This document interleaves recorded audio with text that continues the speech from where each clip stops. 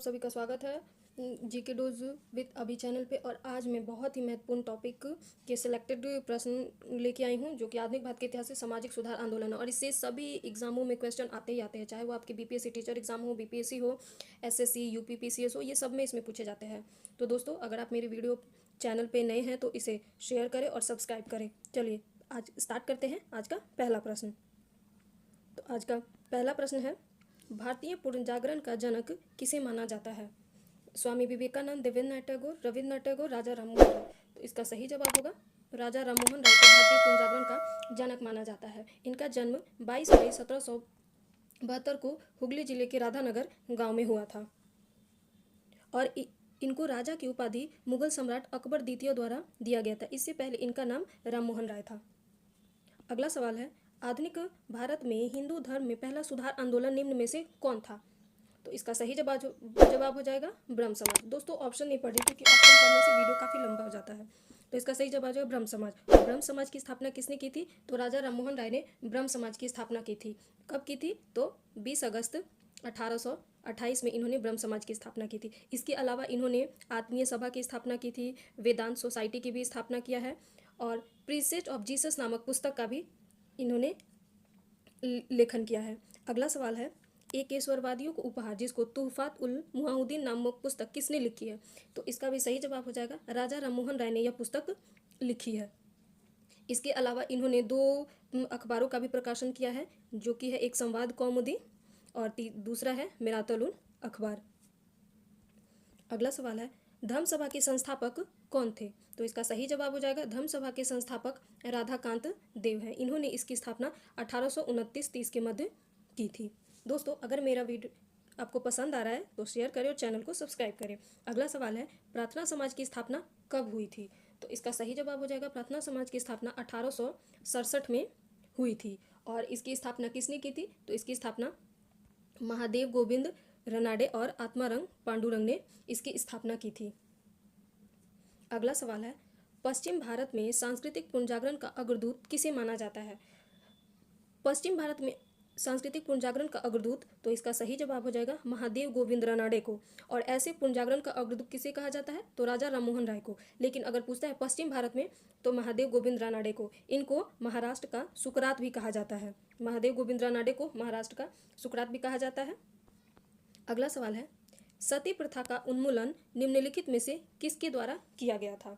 तो इसका सही जवाब हो जाएगा सती प्रथा का उन्मूलन लॉर्ड विलियम बेंटिंक के द्वारा 1829 में किया गया था।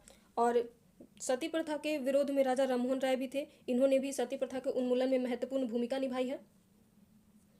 अगला सवाल है, स्वामी विवेकानंद का मूल नाम क्या था? तो इसका सही जवाब हो जाएगा स्वामी विवेकानंद का मूल नाम नरेंद्रनाथ दत्त था। इनका जन्म 1863 में कोलकाता में हुआ था और ये रामकृष्ण परमहंस के शिष्य थे। इन्होंने ही 1897 में कलकत्ता में वेलूर नामक स्थान पर रामकृष्ण मिशन की स्थापना की थी। अगला सवाल है, सत्यार्थ प्रकाश पुस्तक के लेखक कौन है? तो इसका सही जवाब हो जाएगा दयानंद सरस्वती। सत्यार्थ प्रकाश पुस्तक जो कि हिंदी में लिखी गई पुस्तक है, यह दयानंद सरस्वती द्वारा लिखी गई है। और दयानंद सरस्वती ने ही 1875 में आर्य समाज की स्थापना की थी।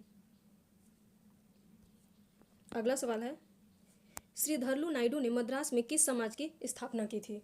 तो इसका सही जवाब हो जाएगा श्रीधरलू नायडू ने मद्रास में वेद समाज की स्थापना की थी।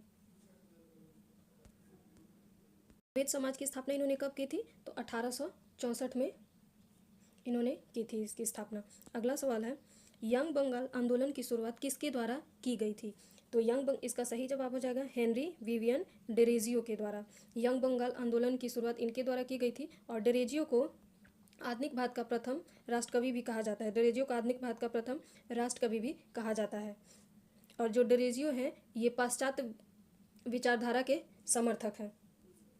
अगला सवाल है, निम्न में से किसका नाम गदाधर चट्टोपाध्याय था? तो इसका सही जवाब हो जाएगा रामकृष्ण परमहंस का नाम गदाधर चट्टोपाध्याय था और इन्हीं के शिष्य थे स्वामी विवेकानंद। अगला सवाल है, अहमदिया आंदोलन की स्थापना किसने की थी? तो इसका सही जवाब हो जाएगा अहमदिया आंदोलन की स्थापना मिर्जा गुलाम अहमद ने की थी। और कब की थी? तो 1889 में इसकी स्थापना की थी। और इस आंदोलन की जो शुरुआत इन्होंने की थी कहाँ से? तो गुरदासपुर जिले के कादियान नामक स्थान से। तो इसलिए इस अहमदिया आंदोलन को कादियानी आंदोलन भी कहा जाता है। अगला सवाल है, निम्नलिखित में से किस आंदोलन की स्थापना मोहम्मद कासिम नौनौतवी एवं रशीद अहमद गंगोही द्वारा किया गया था? तो इसका सही जवाब हो जाएगा देवबंद आंदोलन की शुरुआत इन दोनों के द्वारा किया गया था। और देवबंद आंदोलन की शुरुआत कहाँ की गई थी? तो 1866 में उत्तर प्रदेश के सहारनपुर जिले में देवबंद नामक स्थान पर, इसीलिए इसका नाम देवबंद आंदोलन पड़ा। और इस आंदोलन का जो था मुख्य उद्देश्य क्या था? कुरान एवं हदीस की शिक्षा, जो इनके कुरान और हदीस की शिक्षाओं का प्रचार करना, कुरान और हदीस। अगला सवाल है, किसने स्वामी विवेकानंद को योद्धा सन्यासी कहा था? तो इसका सही जवाब हो जाएगा सिस्टर निवेदिता ने। सिस्टर निवेदिता ने स्वामी विवेकानंद को योद्धा सन्यासी कहा था। यह एक आयरिश महिला थी जो कि विवेकानंद की शिष्या बनी और इनको भारत में सिस्टर निवेदिता के नाम से जाना जाता है। अगला सवाल है, अलीगढ़ आंदोलन का नेतृत्व किसने किया था? तो इसका सही जवाब हो जाएगा सर सैयद अहमद खान ने अलीगढ़ आंदोलन का नेतृत्व किया था। और इन्होंने ही पीरी मुरादी प्रथा को ख़त्म करने की वकालत की थी। और इन्हीं के द्वारा साइंटिफिक सोसाइटी की स्थापना भी की गई थी। अगला सवाल है, बनारस में सेंट्रल हिंदू कॉलेज की स्थापना कब की गई थी? तो इसका सही जवाब हो जाएगा 1898 में एनी बेसेंट के द्वारा। एनी बेसेंट के द्वारा इस सेंट्रल हिंदू कॉलेज की स्थापना की गई, जो कि बाद में मदन मोहन मालवीय की सहायता से 1916 में बनारस हिंदू विश्वविद्यालय बना। अगला सवाल है, साइंटिफिक सोसाइटी की स्थापना कहाँ पर की गई थी? तो साइंटिफिक सोसाइटी की स्थापना कोलकाता में की गई थी। और कब की गई थी? तो 1864 में। और किसके द्वारा की गई थी ये? तो सर सैयद अहमद खान के द्वारा। अगला सवाल है, थियोसॉफिकल सोसाइटी की स्थापना कब की गई थी? तो थियोसॉफिकल सोसाइटी की स्थापना, इसका सही जवाब हो जाएगा 1875 में न्यूयॉर्क में किया गया था। इसकी स्थापना न्यूयॉर्क में किया गया था। और किसने किया था? तो मैडम ब्लावत्स्की एवं कर्नल अलकाट के द्वारा थियोसॉफिकल सोसाइटी की स्थापना 1875 में न्यूयॉर्क में किया गया था। अगला सवाल है, दयानंद एंग्लो वैदिक स्कूल की स्थापना कब की गई थी? तो दयानंद एंग्लो वैदिक स्कूल की स्थापना 1886 में लाहौर में किया गया था। और ये आर्य समाज से संबंधित था। आर्य समाजवादियों के द्वारा ही इस दयानंद एंग्लो वैदिक स्कूल की स्थापना की गई थी 1886 में लाहौर में। अगला सवाल है, निम्नलिखित में से किसने मिरातुल अखबार का प्रकाशन किया था? तो इसका सही जवाब हो जाएगा राजा राममोहन राय ने मिरातुल अखबार का प्रकाशन किया था। और यह जो अखबार था यह फारसी भाषा में था। इसके अलावा इन्होंने एक और अखबार संवाद कौमुदी का भी प्रकाशन किया, जो कि बांग्ला भाषा में था। अगला सवाल है, ब्रह्म समाज का सिद्धांत किस पर आधारित था? तो इसका सही जवाब हो जाएगा एकेश्वरवाद पर। ब्रह्म समाज जिसकी स्थापना राजा राममोहन राय ने 1828 में किया था, उसका जो सिद्धांत था एकेश्वरवाद पर निर्धारित था। वो एक ईश्वर में विश्वास रखते थे। अगला सवाल है, ब्रिटिश साम्राज्य पूरी तरह से सड़ चुका है और हर तरह से भ्रष्ट अत्याचारी वहीन है, यह कथन किसके द्वारा दिया गया था? तो इसका सही जवाब हो जाएगा यह जो कथन है सिस्टर निवेदिता के द्वारा दिया गया था।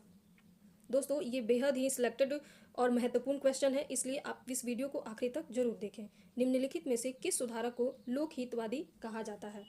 तो इसमें इसका सही जवाब हो जाएगा गोपाल हरि देशमुख। गोपाल हरि देशमुख को लोकहितवादी कहा जाता है। ये महाराष्ट्र के समाज सुधारक हैं। अगला सवाल है, सत्यशोधक समाज की स्थापना किसने की थी? तो इसका सही जवाब हो जाएगा ज्योतिबा फुले ने सत्यशोधक समाज की स्थापना की थी 1873 में। और इसका उद्देश्य क्या था? इनका पिछड़े वर्गों का उत्थान करना इनका मुख्य उद्देश्य था। महाराष्ट्र में एक जाति विरोधी आंदोलन इन्होंने चलाया था। और इनकी जो सर्वाधिक जो फेमस एक पुस्तक है वो है गुलामगिरी, ज्योतिबा फुले द्वारा। ये परीक्षाओं में पूछे जाते हैं कि गुलामगिरी किसके द्वारा रचित है? तो ये ज्योतिबा फुले के द्वारा। अगला सवाल है, किसने कहा था अच्छा शासन स्वशासन का स्थानापन्न नहीं है? तो इसका सही जवाब हो जाएगा ये वक्तव्य दयानंद सरस्वती ने कहा था। इन्होंने 1875 में आर्य समाज की स्थापना की थी। और इनको भारत का मार्टिन लूथर कहा जाता है। और ये एग्जाम में पूछे भी गया है ये क्वेश्चन कि भारत का मार्टिन लूथर किसे कहा जाता है? तो दयानंद सरस्वती को। और इन्होंने नारा दिया था वेदों की और लौटों का नारा इन्हीं के द्वारा दिया गया है। और शुद्धि आंदोलन भी इन्हीं के द्वारा चलाया गया, आर्य समाज द्वारा शुद्धि आंदोलन चलाया गया। अगला सवाल है, ईश्वर के बारे में सोचने के लिए मेरे पास वक्त नहीं है, क्योंकि अभी इस धरती पर बहुत काम किया जाना बाकी है।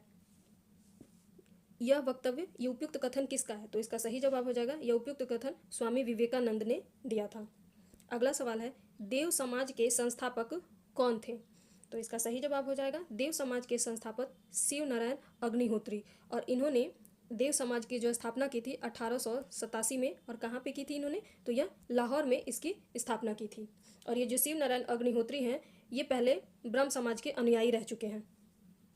अगला सवाल है, महाराष्ट्र में विधवा पुनर्विवाह हेतु अभियान का नेतृत्व किसने किया था? तो इसका सही जवाब हो जाएगा, विष्णु परशुराम पंडित ने महाराष्ट्र में विधवा पुनर्विवाह हेतु अभियान का नेतृत्व किया था। और इन्हीं के प्रयासों से 1850 में विडो रीमैरिज एसोसिएशन की स्थापना की गई। विडो रीमैरिज एसोसिएशन की स्थापना की गई 1850 में, और इसके साथ ही इन्होंने विधवा पुनर्विवाह आंदोलन भी चलाया था। तो इसका सही जवाब हो जाएगा, विष्णु परशुराम पंडित ने।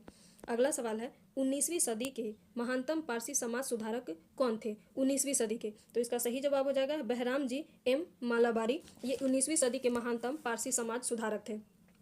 इनका जन्म बड़ौदा के पारसी परिवार में 1853 में हुआ था। इन्होंने बाल विवाह के खिलाफ आवाज़ उठाई थी तथा विधवा पुनर्विवाह का इन्होंने समर्थन किया था। और इन्हीं के प्रयासों से 1891 में एज ऑफ कंसेंट बिल पारित हुआ। एज ऑफ कंसेंट बिल पारित हुआ। अगला सवाल है, प्रसिद्ध समाज सुधारक डीके कर्वे निम्न में से किससे संबंधित थे? तो इसका सही जवाब हो जाएगा उपयुक्त दोनों, क्योंकि स्त्री शिक्षा और विधवा पुनर्विवाह दोनों से डीके कर्वे का संबंध है। और इन्हीं के प्रयासों से 1916 में बम्बई में प्रथम महिला विश्वविद्यालय की स्थापना इन्होंने ही की थी। तो ये सवाल पूछा भी गया है कि प्रथम महिला विश्वविद्यालय कब और किसके द्वारा खोली गई थी? तो 1916 में मुंबई में डीके कर्वे के द्वारा। अगला सवाल है, पूना सार्वजनिक सभा की स्थापना किसने की थी? तो इसका सही जवाब हो जाएगा एमजी रानाडे ने। और कब की थी? तो इन्होंने 1870 में महादेव गोविंद रानाडे ने पूना सार्वजनिक सभा की स्थापना की थी। इसमें कुछ अन्य सदस्य थे, बाल गंगाधर तिलक थे, अरविंद केलकर, गोपाल हरि देशमुख, जीवी जोशी जैसे प्रमुख व्यक्ति भी इस संस्था से जुड़े थे। अगला सवाल है, निम्नलिखित में से किसने विधवा पुनर्विवाह को कानूनी रूप से वैध बनाने में सफलता प्राप्त की? तो इसका सही जवाब हो जाएगा ईश्वर चंद विद्यासागर। ईश्वर चंद विद्यासागर ने की सहायता से विधवा पुनर्विवाह को कानूनी वैधता प्रदान की गई। इन्होंने 28 जुलाई 1856 को विधवा पुनर्विवाह पारित करवाया।